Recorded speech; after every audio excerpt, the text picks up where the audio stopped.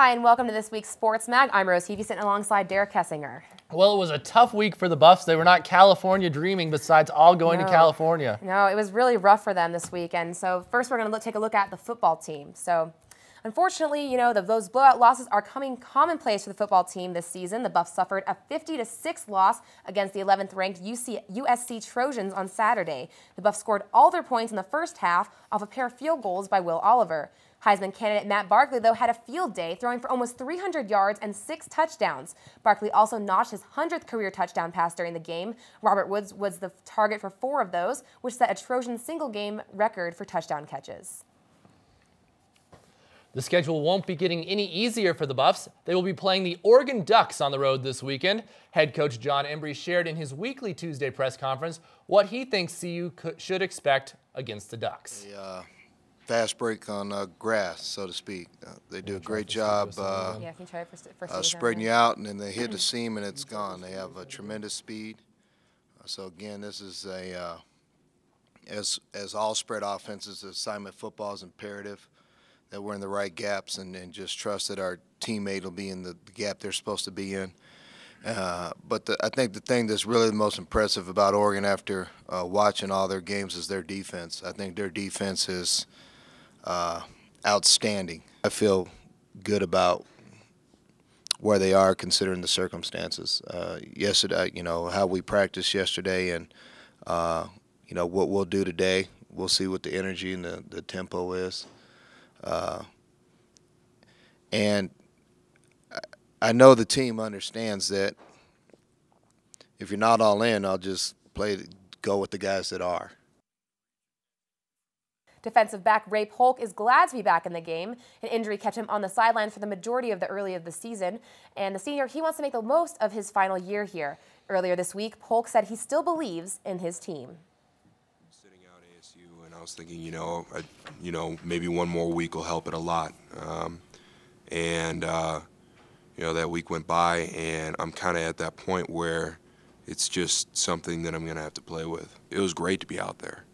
But at the same time, I have things that I need to work on. It's been since Colorado State that I've played. So I definitely have things that I need to work on, being able to get people in the right position, and I need to work on some individual things myself. It's hard to be that person making mistakes. I mean, I made mistakes this past game, but you just got to keep your head up and you got to think, okay, well, every mistake is an opportunity to learn something new. Through all of this, I mean, we've seen seasons where it's just been a disappointing season before. We got to keep laying the foundation. I mean, I came here to make this program, back to where it was, a dynasty. If there's one thing that I've learned, it just takes time. It really does.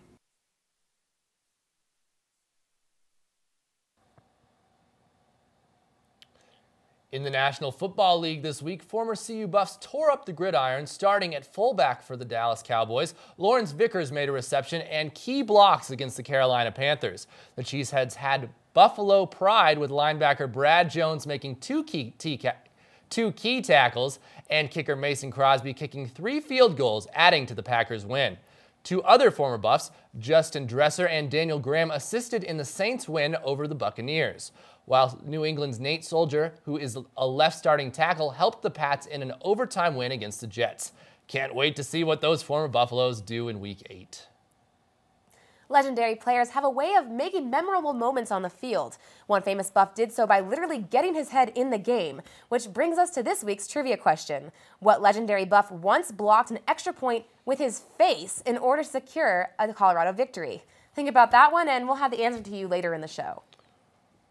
Well, coming up after the break, Sean Espinoza and Lauren Moniz break down the basketball team on the double team set. Absolutely. And the Sports Mag, they hit campus for the man on the street. We'll see what the student body has to say about the football team. Up next.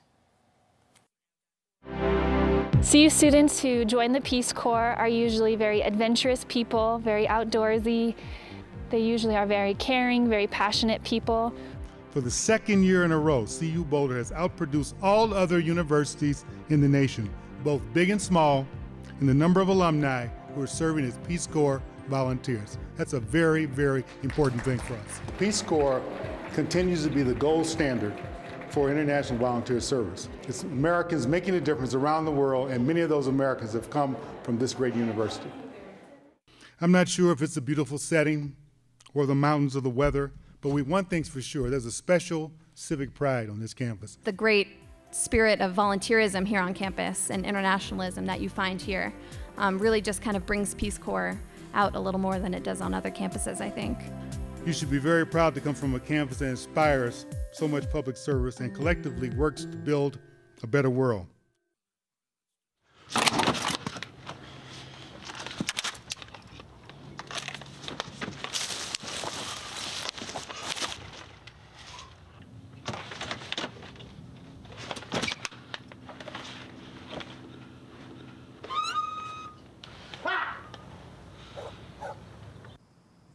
The smallest moments can have the biggest impact on a child's life. Take time to be a dad today.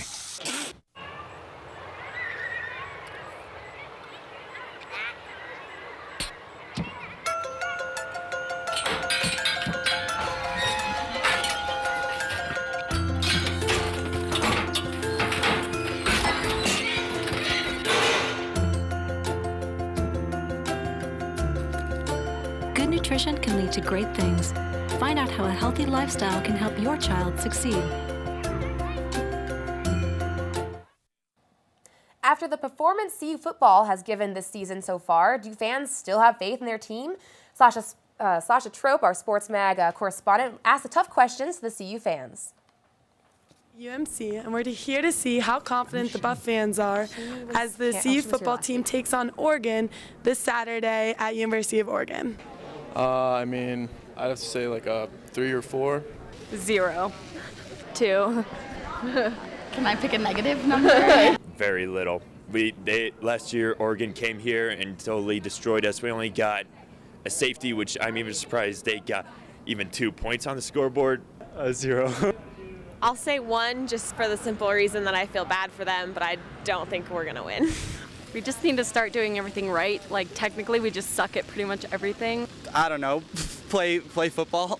Maybe just more team-oriented stuff, you know, remember the Titans type stuff. Our defense needs a lot of work. I think our quarterback needs to practice. He would have to come out and have like an epic game. I don't think there'll be any chance. Our team is just like too young. We don't have any like real talent.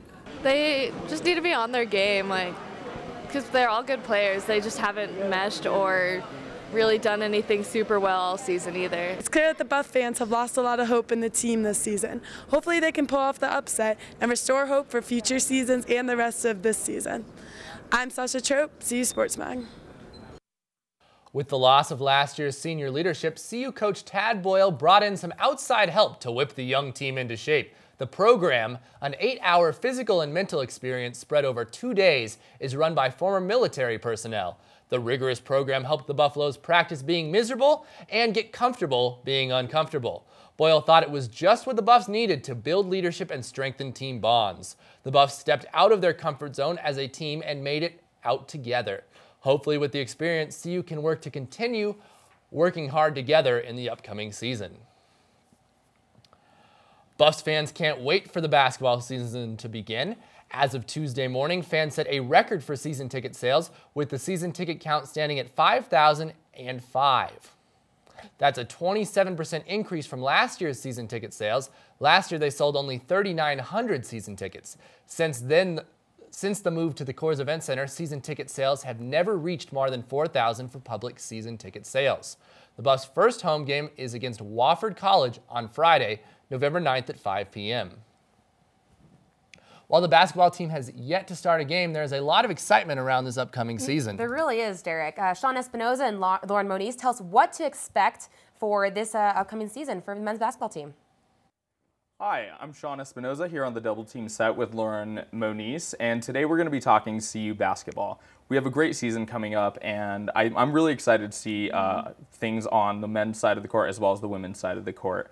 I know that we've been doing a lot at the university to get us pumped up for basketball season, and I know that the teams themselves have been doing a lot to get themselves pumped up. Why don't you tell us a little bit about the men's program? They had a really good program this week. It was an 8-hour training session with military members that were coaching them. They had a 4-hour session on Wednesday night and 4 hours on Thursday morning, very early. They had a 4:30 wake-up call.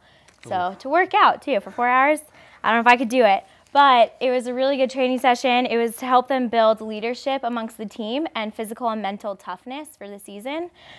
So hopefully they'll be able to work well as a team now, and they got a lot from it. Askia Booker said it's going to be a team thing that they do, and you can't do it individually, so you have to work as a team to get through this program, which will help them later on in the season, because if they go through a tough time later on during one of their games or something, they know that they've been through something worse as a team together, so it'll help them stick through it. Definitely. I did hear that they did a swimming, part of that program, they did a swimming portion of it where they had to jump in a pool with sweatsuits, swim, take them off, and give them to another person to repeat the process. I mean, I bet that was really, really tough. Yeah. Swimming in wet clothes is heavy, so. They had to, at one point too, they were treading water, and they were in the deep end. They were treading water the entire time, and they had to take off their shirt and pass it to the next team member and had them put it on. So they were transferring sweatsuits while they were doing this exercise. Oh, wow, that's insane. Let's talk about the women's team a little bit. I kind of just wanted to talk about Lexi Kressel.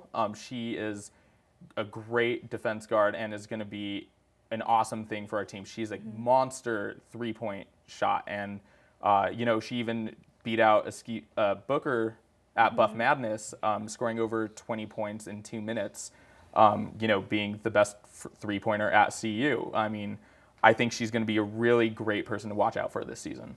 Yeah, another one is Ariel Robertson. She was highly recruited out of high school, but she was unable to play last season because she got injured during one of their practices. She hurt her hip. But this season, she's all better. She's not a redshirt anymore, and so we'll hopefully get to see her out on the court. Yeah, I'm excited to see her. And speaking of the Robertsons, let's talk about her brother on the men's team, Andre Robertson. He's a junior. He's 7th in blocks, 9th in rebounds, I believe. And he's going to be another really good person. He was at the Pac-12 tournament, which we ended up taking last year. I think that experience is going to do great going into the season. And I think we're really going to have a lot to look forward to, as well as it's going to be really good to see the Robertsons, you know, on the court supporting each other. Yeah, another good player on the men's team is Jeremy Adams. He played in 31 games last season with an average of about 9.9 minutes per game. He didn't play too often. He has a knee injury. Hopefully he's a little bit better this year, and hopefully we'll get to see him play a few more games. Yeah, and he also was the star of that Gangnam Style video that they aired at Buff Madness, which, as I know, has been a huge hit here at CU. Have you seen the video? I have. It's very funny. I love it. Askia Booker is my favorite in it because he's just kind of randomly doing his own thing, and the rest of the team is kind of working as a Yeah, it's a really funny way just to see them, you know, doing something outside of, you know, basketball on the court, and I thought it was a great way to get our fans pumped up. That's all the time we have here for Double Team, and we'll send it back to the desk. Thanks, guys. The CU women's soccer team put up a tough fight on the road against the Pac-12 Conference's only undefeated team, the UCLA Bruins. UCLA scored the first and second points of the game, but the Buffs were about to got one past the Bruins in the end. From an overlapping pass from senior Quinn Cryer to sophomore defender Bianca Jones, they put the Buffs on the board with a free kick from a 40-yard distance. The goal was Jones's first in her career, but it wasn't enough to win the game. Despite the setback on the road, the Buffs were confident as they traveled to their next game against Southern California. And in that game, CU celebrated its first Pac-12 conference win. It was a tight game that nearly ended in a stalemate until Captain Amy Barczyk scored off a cross from Annie Stoller in the second overtime. Junior goalkeeper Annie Bruner kept the Buffs in the game with 5 saves and picked up her 7th shutout of the season. Bruner now has the 5th most career saves in Colorado history. Colorado's 1-0 win improves their overall record to 7-7-3 overall. CU next plays Arizona and Arizona State on the road this weekend. It's really nice that they picked up that conference win. I know they've been struggling. A really good game against Stanford earlier this season, but they... Well, and it was nice to go into California and show someone that we could win something in California. Absolutely. You know, we got a lot of recruiters from California. But coming up next, women show off their tough side in competitive roller derby. Also, a look into what it takes to be Chip, the mascot, up next.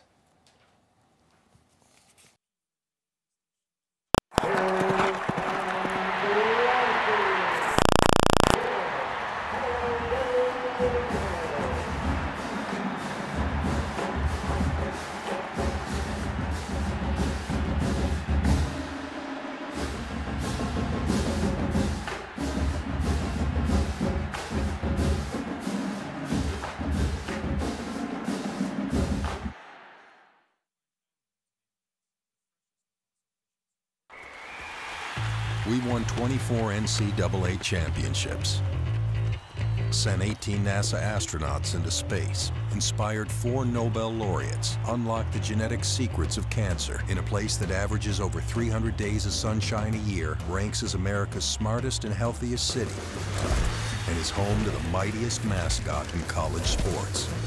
If you didn't know what the University of Colorado is all about, now you do.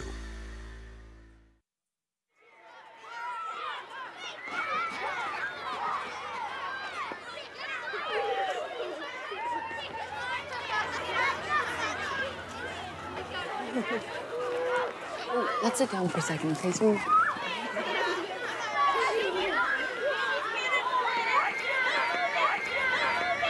Kayla, there's Mary from your class.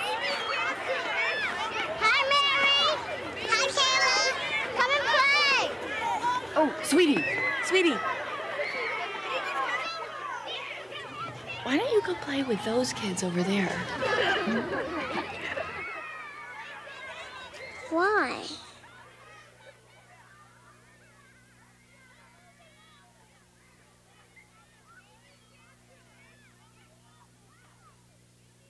Imagine the power of one voice. Find yours at freedomcenter.org.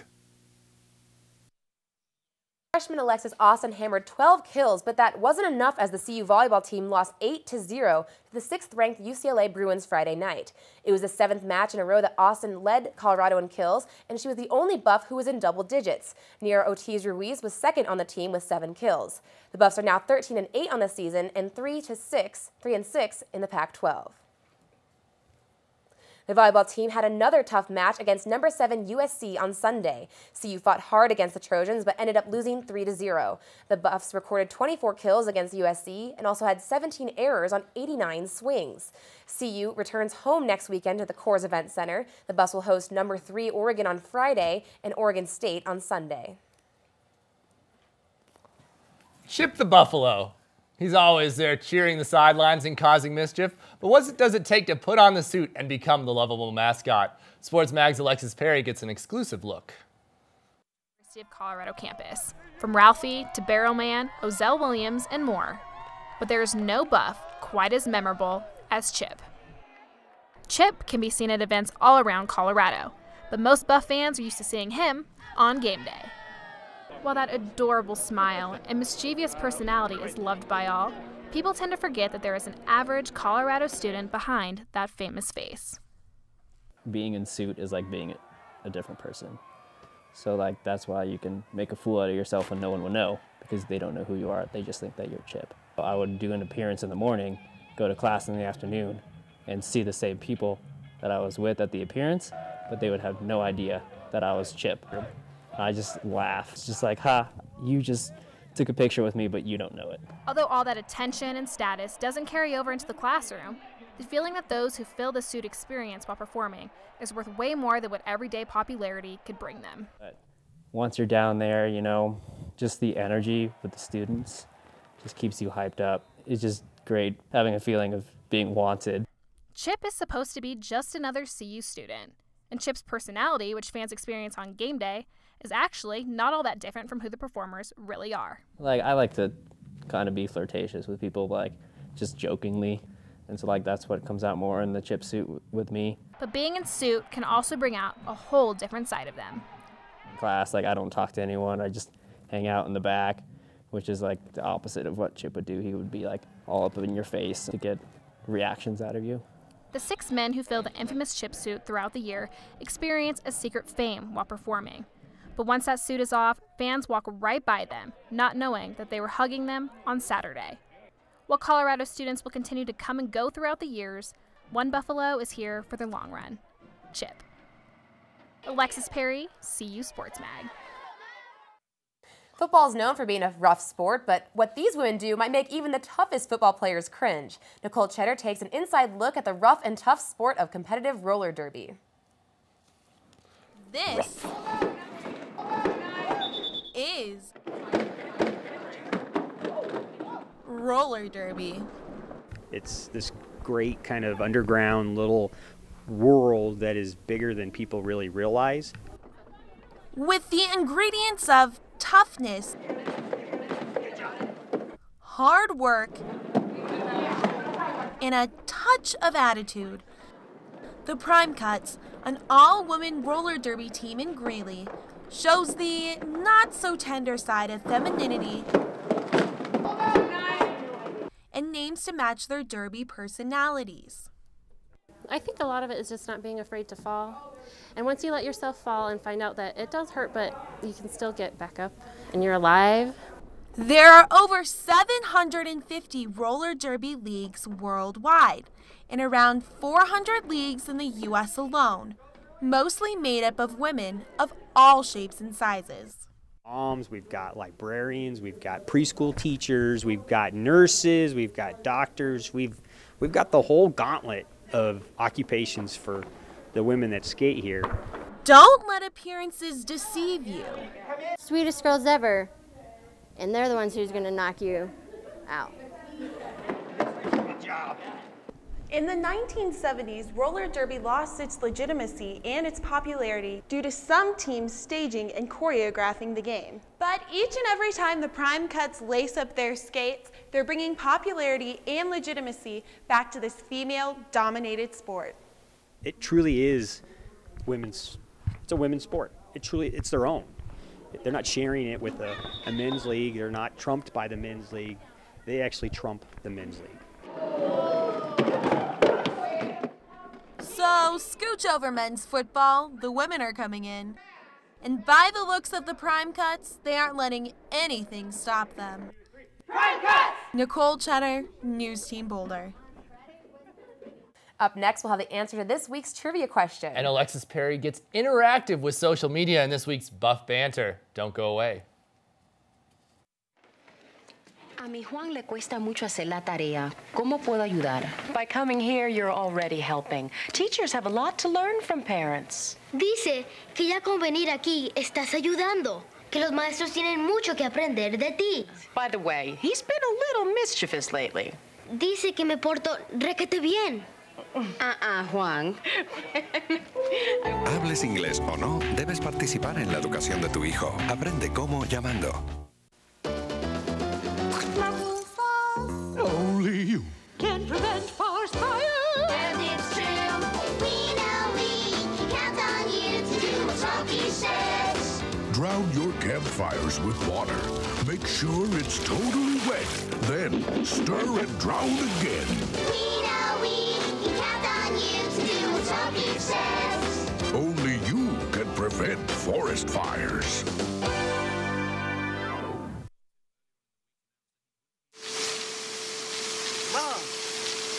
Mom! What? You can't find Ichabod. What?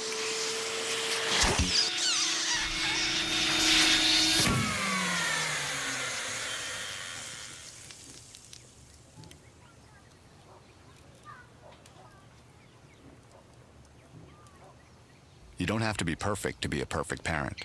There are thousands of teens in foster care who would love to put up with you. Hey, how's it going? Yeah, how was your weekend?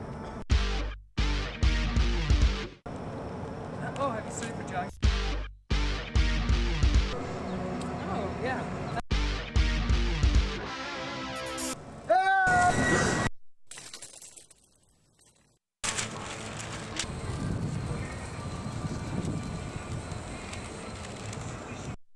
Pay attention. It matters. Basketball coach Tad Boyle is teaming up with the American Cancer Society and Boulder Community Hospital. He's encouraging Boulder County residents to enroll in the Society Cancer Prevention Study 3 program. The program is for men and women aged 30 to 65 who have never been diagnosed with cancer. Enrollment in the program will help researchers study possible factors that cause cancer and learn how to prevent the disease. Boyle participated in the program's tip-off ceremony on the Foothills Hospital campus earlier this week.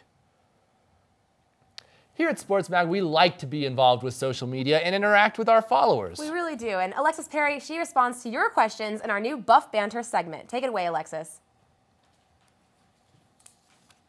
Hello everyone, I'm Alexis Perry, and this is the very first edition of Sports Mag's Buff Banter. CU fans were able to interact with us via social media to ask us about the upcoming basketball season and, of course, Colorado football. Let's go ahead and check out the first question from our good friend over at CBS 4 Denver, Eric Christensen, the alum. He asked, which of the 6 freshmen will have the biggest impact on Tad Boyle's Buffs this season? Well, Eric, thanks so much for the question. I believe that number 40, Josh Scott, will be the greatest contributor for the Buffs this season. He was number 38 on ESPN's top 100 recruits of the 2012 class, and he has a very good presence down low. That's something that the Buffs will need because Austin Dufault graduated and he was known for getting down low. While the Buffs were in their tour through Europe, he averaged 17 points and 7 rebounds per game. If he could put up numbers like that this season, that is something he'll be unstoppable. He might be one of the best players in NCAA basketball. He also is great offensively off the glass. 27 of his 35 rebounds in Europe were offensive, so giving the Buffs second chance points because, you know, Carlin Brown won't be here to put up all those threes like he did last year. Let's go ahead and check out our second question coming in from Nick Rothschild. He asked, what can the Buffs do to regain legitimacy in Division I football? Well, I think that eventually the Buffs will be able to do this, but like Ray Polk said earlier, things like this take time. You need to give John Embry time to develop his recruits. He still has leftover recruits from Hawkins. And reminder, this team is very, very, very young. They're still learning about the game, playing on a whole different field, and they're still learning about each other. They're playing in NCAA football and in one of the best conferences here in the Pac-12 against USC, Stanford, and Chip Kelly and the Oregon Ducks. It's going to be a tough one, but overall, yes, but fans just shouldn't get their hopes up in the next couple of seasons. We'd also like to give a special shout out to some of our Twitter followers. Also, follow Josh Scott, like I mentioned earlier, at J40Scott. He's going to be a huge addition here for the Buffs. And follow Eli Stalzer. He's another addition, hailing from Modern Day, along with Xavier Johnson, like we mentioned last week. He's been flying pretty low under the radar, but I've seen some pretty big threes from him in practice and in Buff Madness. Be sure to follow us at CU Sports Mag and interact if you want to be here on Buff Banter. Back to you guys at the desk. Thanks, Alexis. Well, it's time to answer that trivia question in case you forgot. Here it is one more time. What legendary Buff once blocked an extra point with his face in order to secure a Colorado victory? And the answer is Frank Bernardi. His heroic dive to block the kick secured the victory over Missouri. Bernardi played both baseball and football for CU in the 1950s. So, well, the Buffs are 47.5 underdogs in points this weekend against Oregon. I think nothing short but a miracle probably for us to win the game. But, you know, I think their mascot's going to be doing a lot of push-ups for every point scored or every touchdown scored, isn't it? Yeah, definitely. It's too bad Chip can't go there and talk to the duck. Yeah, but maybe he'd rough him up a little bit. Yeah, so. definitely. But, well, thanks for watching CU Sports Mag, and, you know, it's been a good week. Yeah, I'm Derek Kessinger. And I'm Rose Heafy, so check us out on cusportsmag.com. Have a nice day.